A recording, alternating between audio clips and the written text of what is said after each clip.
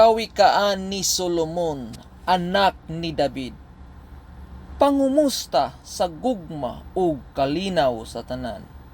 Bulahan ang mubasa niining basahon sa mga propesya ug bulahan ang mamati ug magtuman sa nahisulat niini, kay duol na ang panahon nga mahitabo kining tanan. Pasiuna, ang basahon sa mga panultihon maoy usa ka tinigom nga mga pagtulon-an mahitungod sa unsay maayo ug unsay daotan ug ang relasyon sa tawo ngadto sa Dios. Kadaghanan niini may kalabutan sa adlaw-adlaw na pagkinabuhi. Nagsugod kini sa pahinumdom nga nag-ingon ang pagtahod ug pagbaton ug kahadlok sa Ginoo maoy sinugdanan sa kaalam.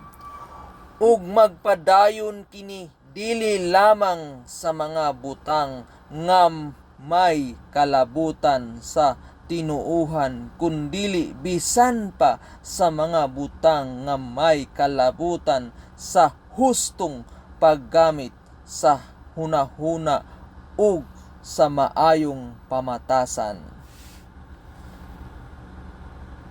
Kining mugbo nga mga panultihon nagpadayag sa gituohan sa mga magtutudlong Israelita sa karaang panahon unsa ang buhaton sa taong maalamon sa nagkalain-laing higayon.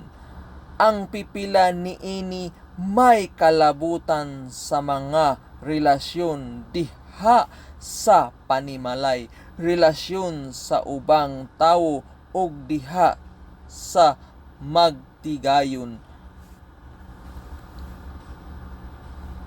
Ang uban may labot sa maayong pamatasan tali sa relasyon sa ubang mga tawo ug ang uban naghisgot mahitungod sa pagpugong sa kaugalingon. Daghan ang gisulti bahin sa mga mithi sa pagpaubos, pailob, pagtahod sa mga kabus ug sa pagkamaunungon ngadto sa mga higala.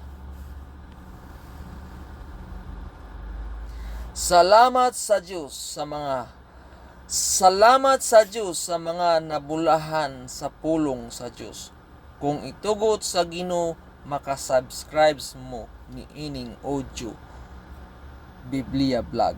Usa ka pahinumdom, dili ang atong pagbuot ang matuman, kundili mao ang pagbuot sa Ginoo. Salamat sa Dios.